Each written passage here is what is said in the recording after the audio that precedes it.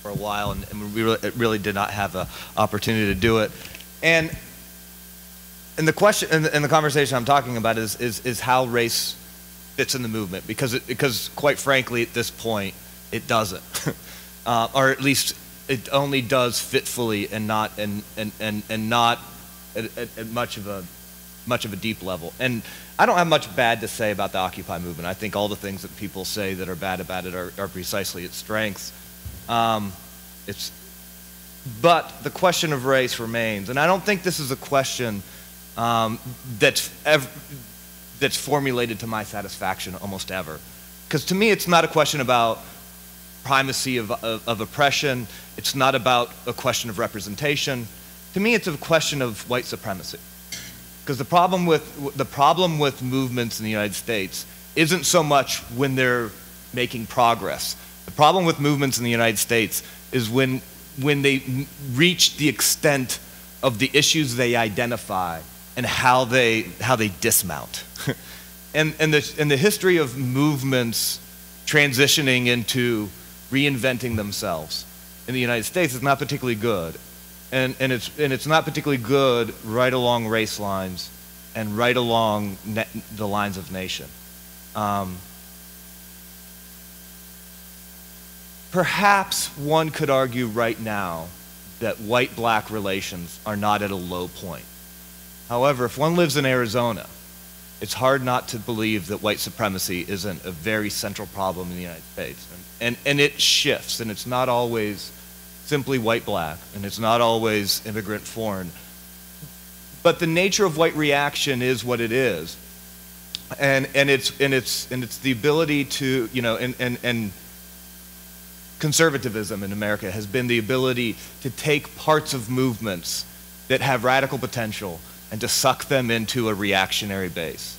The industrial, I mean, and this is kind of the question of the Occupy movement right now for me is, looking back at the past, I think we forget how radical the labor movement was. And especially before the National Labor Relations Act, labor wasn't just unions. Labor was revolutionary. When people talked about having strikes, people were talking about seizing the means of production. That was, in the language that everybody knew at the time, socialism. It wasn't just getting collective bargaining benefits. It's not what people were actually struggling for. The labor movement of the teens and of the early 20th century, it was fundamentally a challenge that did not have a political precedent.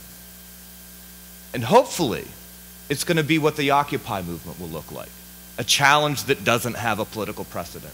To me, one of the dangers is imagining an Occupy movement that starts to look like a union movement.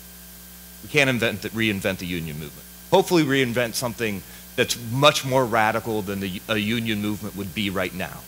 Because a union movement would look to reinvent a past moment. And so I guess what I am asking, and I don't know exactly, like I said, I've been trying to have this conversation for a while, don't know how to get my head around it.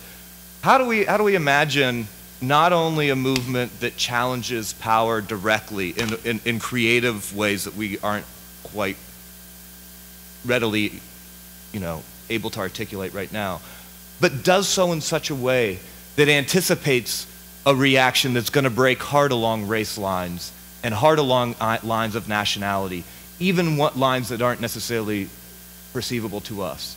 So what about fair-skinned Latinos in LA? And I'm just thinking out loud, like groups that might be marginal right now being partially incorporated into a power structure, leaving other people behind.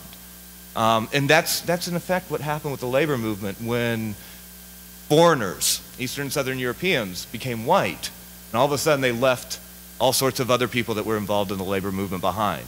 And the dismount was the end of the labor movement. And I'm just trying to think, how do we envision not just inclusive along race lines, but a movement that confronts white supremacy more directly than certainly we're doing it now.